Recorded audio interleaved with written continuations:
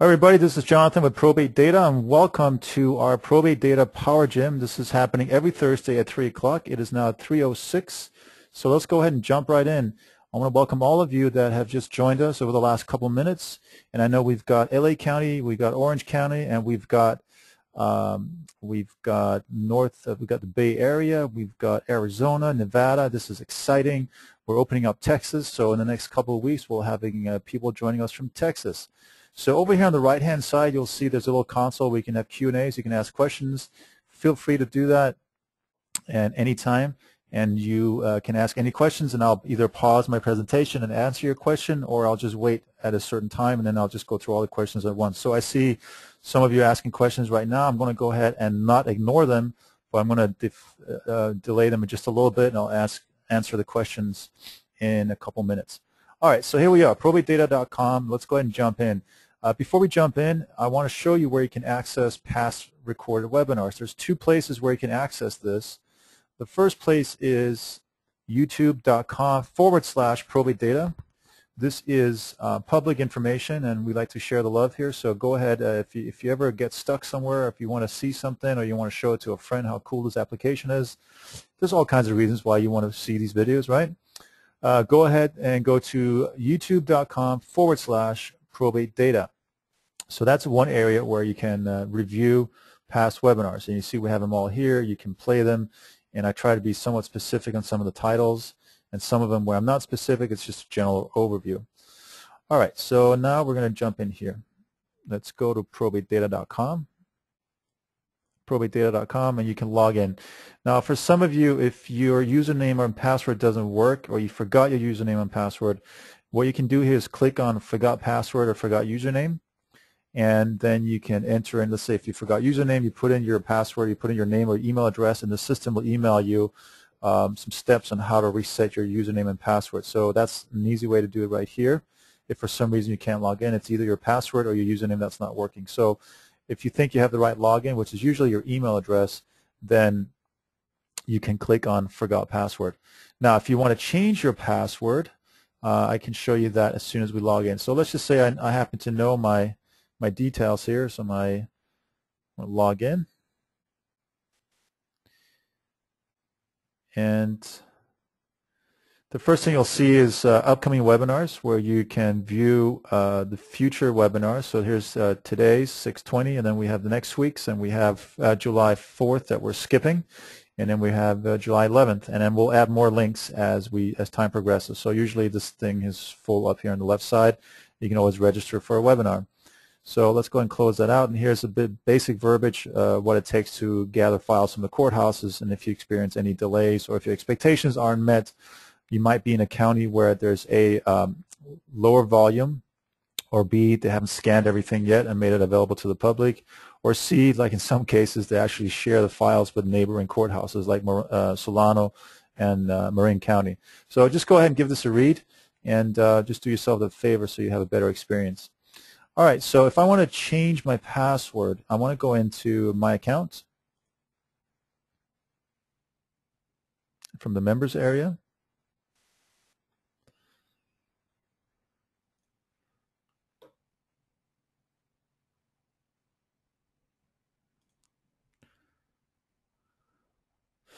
And now, while in my accounts right here, it says my profile, right?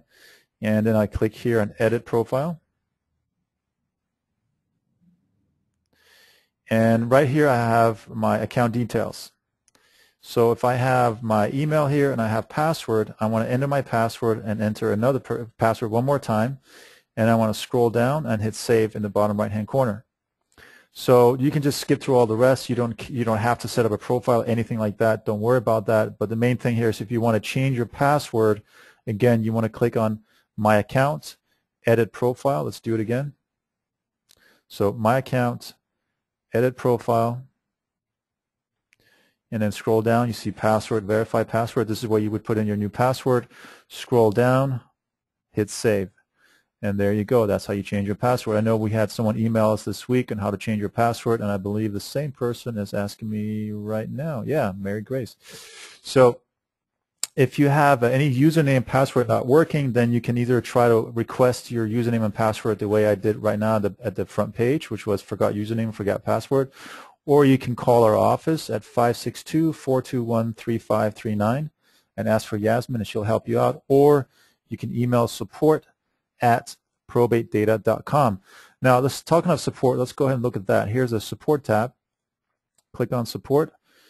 Here are the phone numbers. Here's everything you need. Here's an email, and this is also how fast we get back to you. Usually within 2 business hours during business days, basically. So if you email us at 4 o'clock or 5 o'clock on a Friday afternoon, we're not going to respond until Monday. Okay. That's just, we don't work over the weekend. We have a life and we have a family just like you, and we'd like to spend the weekends with those. So that's just how it goes with support and email, and I hope you understand and can relate to that. Now, let's go look at some cases, shall we? How do we do that? Now, the first thing we want to do is click on New Search. And then you'll see a map of the United States, and the states that are green are the states where we have data. And we're really excited about this one, this Texas here. We have 4 counties that we're gathering data from right now. But for right now, let's just go focus. I see the majority of the people here are in California, so I'm going to go and do California. Now, for those of you that use multiple browsers, whether you're using Firefox, Internet Explorer, or Chrome, I highly, highly, highly recommend that you use Firefox. Firefox is absolutely the best browser for our platform. You get the best experience, and you also get the best results in terms of downloads. Now, we've optimized it for Chrome as well and also for Internet Explorer, but there's just something really weird with Internet Explorer. It keeps making it quirky for us, and we just can't wrap our mind around it. So instead of trying to keep up with Internet Explorer all the time, we just said, you know, Firefox is where it works, and most people have Firefox. And if you don't, you can download it. It's absolutely free. All right, let's click on California. So here we go into California, and California is an open state, which means they disclose a lot of information. So California and Nevada and Texas are open states. So that means we can get a lot of details out of them, and we can start looking for that. So let's just do a basic search right now. And if you've, most of you, actually all of you on this call have taken Mike's class, and you're hopefully all of you certified as a CPRES, Certified Probate Real Estate Specialist. And if you're not, then get on it, get certified, because from what I've heard so far, from what I see, it works wonders when you go out there and you market yourself as a Certified Probate Real Estate Specialist. You stand out from everybody else. So you want to go back 90 days, just like Mike taught you. So we're going to go back to the 19th of, let's see, we are March, right? March, April, May, June, right? That sounds about right. And is today the 19th or 20th? Let's take a look here. What does my almighty, all-knowing iPhone tell me? It's the 20th. I wouldn't know what I would do without my iPhone. I can't even imagine a life before iPhone. Let's see, and then 20th of June, that much I know. 2013. Now this one, it says likely to contain real estate, and the way we test for this in California and Nevada is that there's a line item on the petition for probate where our researchers look that has a property value. If the property value is 0, then we're saying most likely there's no property value in it, or there's no property. If it has a number on it, then most likely there is real estate in it. However, and this is the big but in the sentence, however / but, oftentimes people live in a home that they don't own. So the property could be 0. However, they might own a gas station down the street, a duplex, an apartment complex, or another house. So they may not live in a house that they own, but they may live in a nursing home, or they might pay rent. That doesn't mean they don't own something else. So I always recommend leave this blank, because as you do your research and as you contact the PR and the attorneys, you might be able to find some golden nuggets there. So I would leave this blank and just get it all in there. And if I'm a real estate agent, I really don't care much about what authority type they have, because even if they have limited authority, which means they're going to go for a court confirmation, so what? It's an extra 30 days in the process, and you stand a chance of making a greater commission check because of 2 reasons. Number one, you might double end the deal with the buyer that overbids it. Number two, if someone overbids it, that means it's a higher price. That means you make more money. and the estate makes more money. So I would just say go through the whole thing. Bond, non-bonded, doesn't really make a difference. We just leave it here because some people like to use it. And then here we can see if there's any encumbrances on it, if there's any debt on the property. So I'm going to do a basic search now, and after this basic search, I'll show you how we can do a search to fish out the ones that are ripe for short sales. Probate short sales is a gold mine in this industry, and I'll show you on the next search how we do that. But for right now, let's do a basic search, okay? So I got my 3 months. I'm going to skip through all of this because it's not relevant to me right now. I'm just going to do a basic search. And let's do the Bay Area. I know we got people in the Bay Area. So I'm going to do a little bit of Alameda. I'm going to do some San Mateo and San Francisco. And then I'm going to hit search. And I want you to pay attention here. This it opened up a new tab. You may notice here on the top left-hand corner, it opened up a brand new tab for me to display the results. Now, why is that noteworthy? How does that benefit you? Well, the beauty is you can always go back to your original search and change it. So let's say I don't want Alameda in there. I just want San Francisco and San Mateo. I hit search again. And now I get another tab. So I can toggle. I can go back and forth. This one was including Alameda, and this one is excluding Alameda. So I see the difference in search results. So in order to not confuse you, I'm just going to do one search result here. So the last 90 days, I got 250 cases. That's a good handful for 3 counties in Northern California. And you'll notice here that you've got 252 cases displayed. And you can show how many per page. You can show up to 100. So here's what is really important. I want you to pay attention to this. Let's just say I want to export all of these 252 results into a spreadsheet, because from there I can massage it a little bit more. So the way I would do that is I would click the export button here, select all of them, and it's showing 100 entries. And this is the rule. I can only export what I can see. So if I only see 100, that's all I'm going to export. So then I click export to Excel.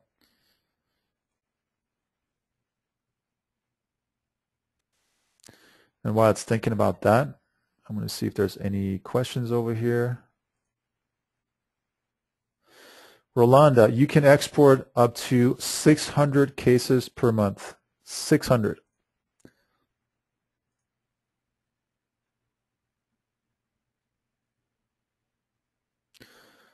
All right, I'm still waiting for, let me see if it downloaded. Yeah, it did up here. So Firefox changed their setup a little bit. And this is a lot of data, right? So here we go. This is what a spreadsheet looks like. But let me just, I'm going to make this a little bit bigger. Okay. So now here you can tell everything is sorted. So each column, here's the case number, the address, the city, the zip code of the deceased. And as you go across, that's the one case at a time. Here's a case, this is a case, this is a case. And now I can take this and I have all these headers, I have all this information. And what I can do with this really, really powerful spreadsheet is I can now begin to do mail merges. I can sort it by certain criteria. I can import it into my favorite database management tool, whether it's ACT or Outlook or Top Producer, or I heard Keller Williams has a fantastic tool, or Century 21, they have their own in-house tools. So this is a very, very powerful way to massage and manipulate your information here and your research. So I'm going to close that one out. Not going to save it. So we did our first 100. Remember what I said before, you can only export what you see. So I'm going to go over here to page 2 of these results. And I'm going to do the same thing again. Export all 100. All right, so I do that a second time. And then I'm going to go to page 3. It's the last 52 of the cases. And I'm going to export again. And this time I'm going to export into a PDF just to show you what that looks like. So let me click on PDF. And while I'm doing that, let me see if there's any questions. Oh, you're welcome, Rhonda. Rolanda, sorry.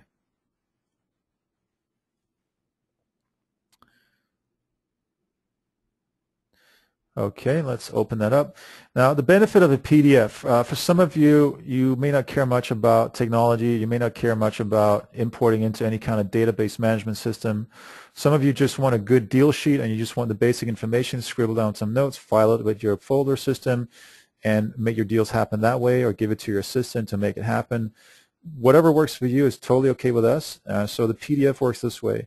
Anything above the line here gives you a basic overview of the case. It tells you who the petitioner is, who their attorneys are, if there's multiple on them. It gives you the address, if available, the property value, encumbrances, right, and Zillow estimate. It gives you all the information above the line. Below the line, it gives you all the beneficiaries. So this is how we organize it for you, and a lot of our students like this because you can print it out, it's tangible, and then get to work right away. Okay? So that's a PDF.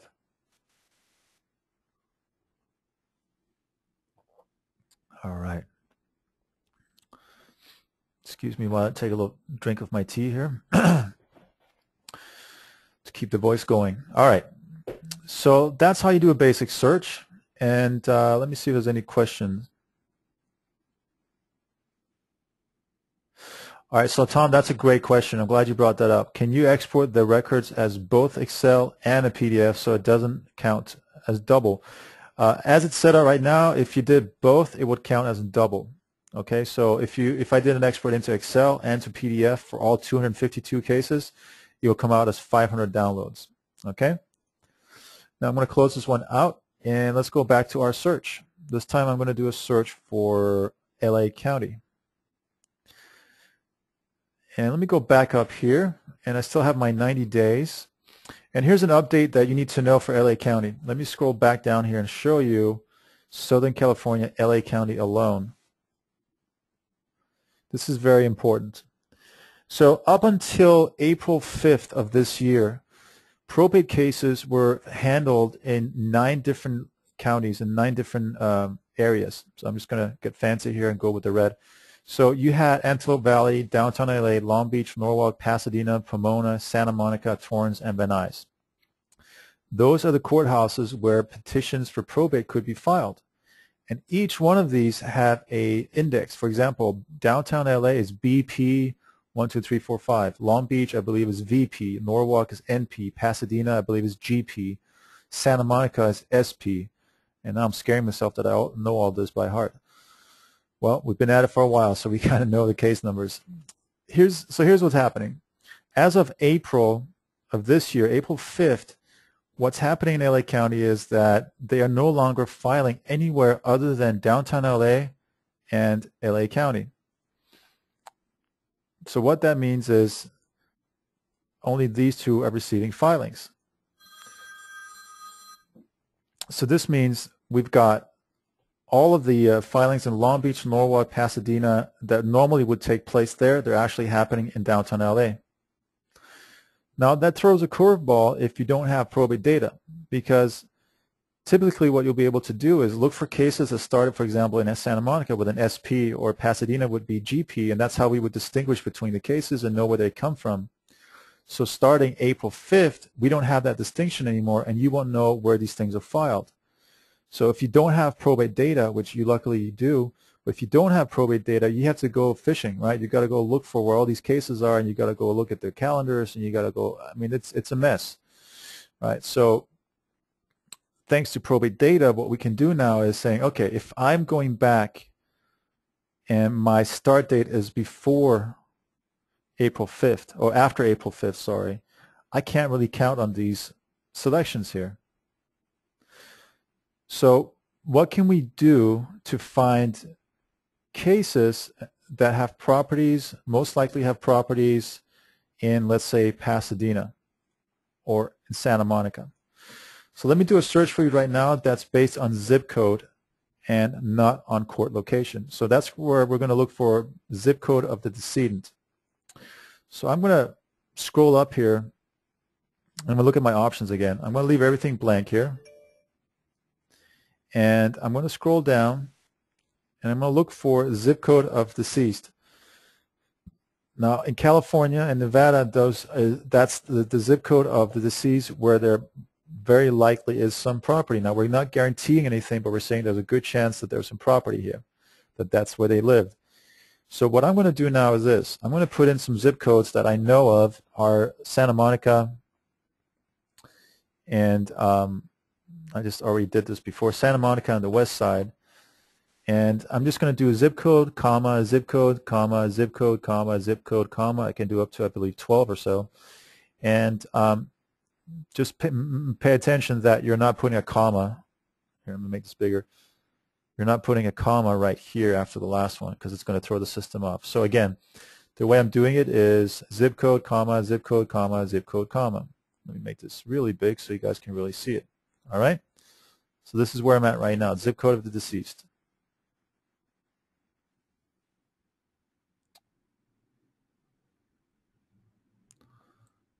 Let me see here if I can, that's not what I wanted.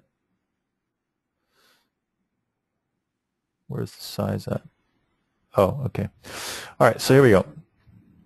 So I got a bunch of zip codes, and I'm not selecting any courthouse here. I'm just saying wherever it was filed, I really don't care because all I care about is the zip codes. And I'm going to hit search. We'll see what comes up.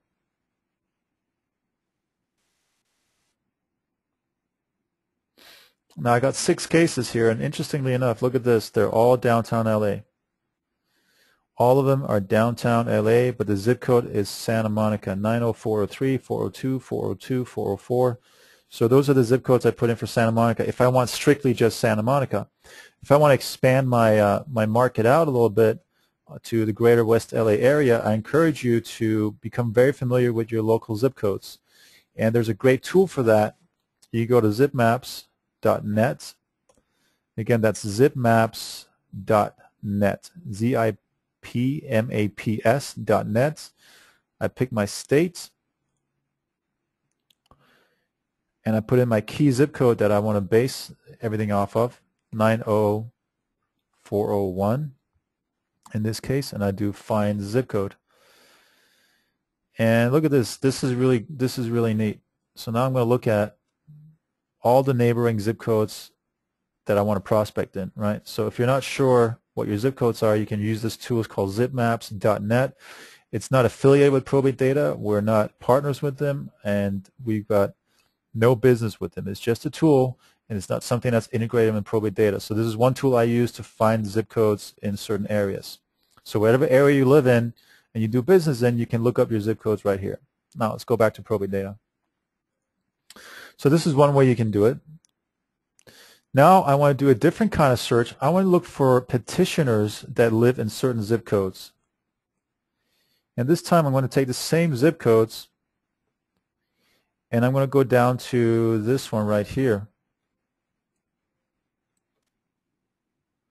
Petitioner zip. You guys see it? Okay. And this time I'm looking for petitioners that live in these zip codes, but ideally I want them to have filed something in my area. So because sometimes you have out-of-state petitioners, right? So what if a petitioner lives in LA but they're in charge of a property in New York? That doesn't do you any good. So you want to find cases where the petitioner lives in these zip codes but have filed in, say, let's say in your area. So if you're in LA, I would do any one of these, right? Even if I go back before April 5th, I can select these as well. So now I'm saying anything that was filed in LA County where the petitioner lives in one of these zip codes, I want to know who they are because I want to go door knocking.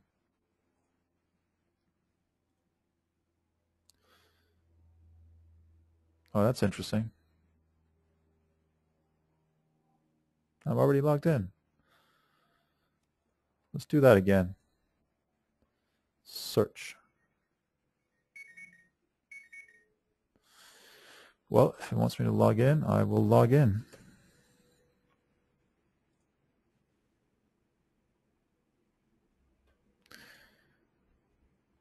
Strange. All right. I'm going to edit this out from the recording. No, I'm not. Why would I do that? Stuff happens, right? This is life. Happening in real time, people. All right. Let's try this again here. Just going to copy this from here. X out over there. New search.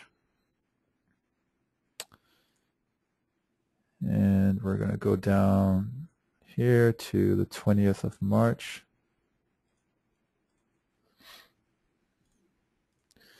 2013, and we're going to go to the 20th of June 2013. And I'm going to go back here to petitioner zip code. And this time I'm just going to select, what the heck, I'll just select all of them. And hit search. Oh, there are no search results, so what do you know? Let's try that again. So at this time I didn't find any petitioners that were in these zip codes. So let me just try something else here. Interestingly enough, I've got some phone calls from the office right now, so I'm wondering if someone's doing some work on the back end and they want to let me know how great it is now because they're doing work on the back end. Not knowing that you're watching, obviously, and that we're in the middle of a presentation. So let me just do a search here because I'm really proud of this kind of search. Let me do one of these. And maybe not select so many. I'll just do one of them, two of them. Let's see what comes up. Still nothing. Okay, now it's getting embarrassing because I know this stuff works. I find it hard to believe that in 3 months that no one's filed anything from these zip codes. Well, you know what? Let's try another one. You never know. 90021. Let's try this string of zip codes. And I'm going to deselect this, see if something comes up. Okay, so now we got something. Make me look good here. All right. That's interesting. All right, so now we go. Here we go. I got 15 cases, and the petitioner lived in either some of these zip codes. So I just changed the zip codes up a little bit. These are more West LA, Westwood, Brentwood, Beverly Hills. So here we go. These were filed in downtown LA. These are the properties. One was actually in Orange County as well. So if I do business in LA County, I could probably partner up with someone over there. All right, so now I'm going to take some questions. Ventura County is not on probate data like this. Ventura County, we have it set up so that you get notified of new cases that were filed with the county. So you can go down to the courthouse yourself and pull those files. We don't service Ventura County. We haven't been serviced Ventura County for a long time in this manner. We only service Ventura County and some of Central Cal, like Stanislaus County, by sending out a weekly update of new cases that have been filed, of new probate cases that have been filed, so that you don't have to go look for those cases. You can just take that sheet that we give you and go down to the courthouse and pull the cases yourself. All right, I have time for one more search, and then I want to show you the alerts. There's another search that's really, really handy, and this is a search that I think get a lot of results out of them. I'm going to keep the last 3 months as usual, and this time I want to look for petitioners that live out of state. So let's just say I am in Arizona. For those of you that are logging in from Arizona today, I have a way to find petitioners that live in Arizona, and I have a way to find petitioners that live outside of Arizona. So now if I'm in Arizona, let's say Pima County, I want to find people outside, petitioners outside of Pima County, outside of Arizona, because they don't know what's going on with the local market and they could really use my help. So I'm going to say exclude petitioner states. So that means I want results where you exclude Arizona. Oops. And now I'm going to go down and say, well, obviously, well, that makes sense. Let me go back to new search, pick Arizona.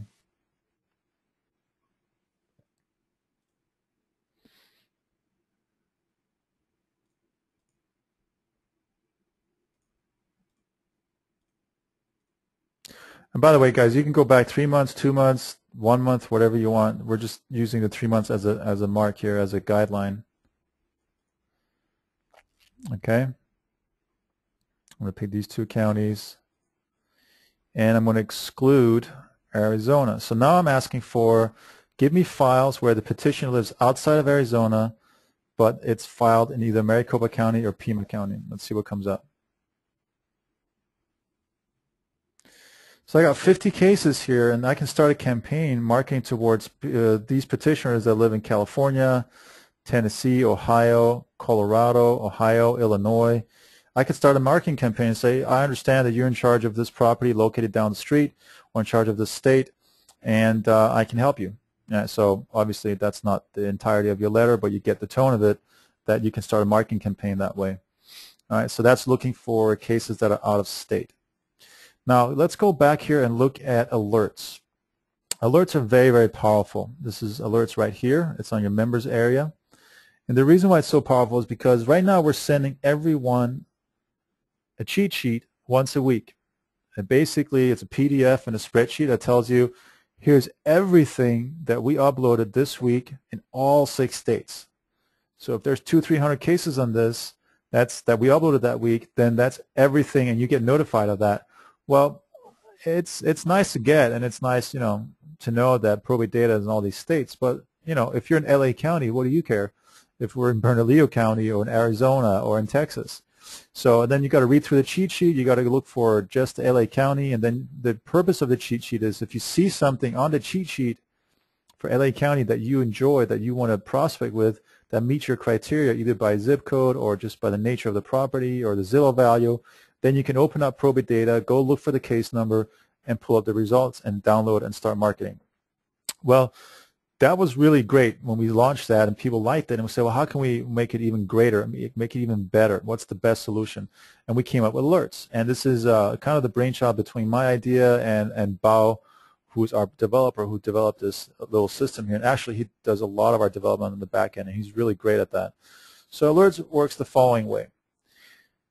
It basically, I'm going to ask ProbateData to alert me when we upload files that match a certain criteria. So let me set one new up here. Let me add an alert. Let's see if there's a question here related to this.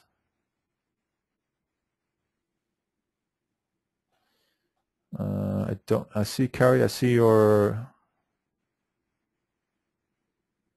let me just answer this question here. How did you know that by eliminating Arizona that you would find cases with petitioners in California? I didn't know that. All I said was I want cases where the petitioner lives outside of Arizona, and it just returned everything, so including California, Tennessee, Ohio, Illinois, and I just got that batch, and now I can export that into PDF or an Excel spreadsheet, and I can go to work. I hope that helps. All right. So now I'm going to add an alert, and I'm going to give it a description that makes sense to me, that's meaningful to me. So let's just say I want Orange County, California. I want full authority, and I want no encumbrances. So basically what I'm looking to set up right now, whenever the staff at ProbateData uploads cases and files that are from Orange County where they have full authority and no encumbrances, I want to get notified by email. And then when I get that email, I'll show you exactly what that looks like, because it's really, really neat. Okay, so now I got to set that up. So I want full authority, I want no encumbrances, and I want it to be in Orange County, which is down here. And I hit save, and that's it. I'm done. I don't put a timeline in because it's not related to anything in the past. It's only what happens in the future. So now I set up my alert. I can go back and I can change my alerts by clicking alerts again. And here's the one I just set up, Orange County, number 6. I set that up today. I can edit it. I can delete it. So let's take a look at how that appears in my inbox. And this happens every time I showcase this. It happens every single time that I don't plan ahead, and now I got to go into my email. I got to go look for it. So if we were in a room in a live meeting, I would say entertain yourselves a little bit amongst yourselves. Check your text, whatever you got to do for the next 30 seconds while I locate this. Oh, here we go. It's faster than I thought.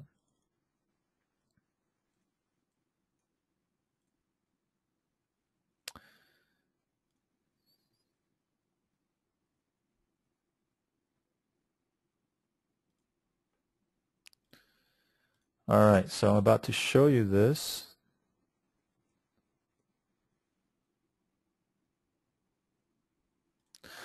All right, here we go. So back to me again, back to me. All right, get off your texting, get off your email. Get off whatever shiny object you were focused on for the last 30 seconds, because this is important. This is going to change the way you do probate business. So here's the email I got, right? Let me just minimize all of this. There we go. So here's the email that I got. It was sent to me, and this was I got an alert that cases were uploaded. It says case notification update. And I got 4 of my alerts were triggered. So one for Orange County, one for Alameda County, one for San Francisco that has full authority, no bond, no encumbrances. So those were some there, and one for LA County. So what happens when I click on this view? The beauty of this is now it's going to take me straight into the search results. So when I click here, it opens up this right here. You see how that works? I didn't have to go in and look it up or anything like that. It basically took me straight to the search results. Again, when you set up alerts, you get an email, you click view, and it'll take you straight to the search results. How cool is that? I love this feature. I mean, I love a lot of stuff about probate data, but this is one feature I'm really excited about because I know how much time it saves you guys. All right, let's see here. We got some more questions. All right, the email for support can be found right here. I'll tell you right now, but in case you lose it, it's support@probatedata.com. So if you go to support in the members area, there's an email right here. You can email us or you can give us a call. All right, ladies and gentlemen, I want to thank you for showing up. These Power Gyms are designed to be about 25 minutes to half an hour. I went way over this time because I got carried away and I thought there were some good questions. And I see that we had a lot of people on today's call. So thank you so much. If we can help you in any other way, just go ahead and email here support@ProbateData or give our office a call and we will do our best to help you out. Thanks again and have a wonderful week.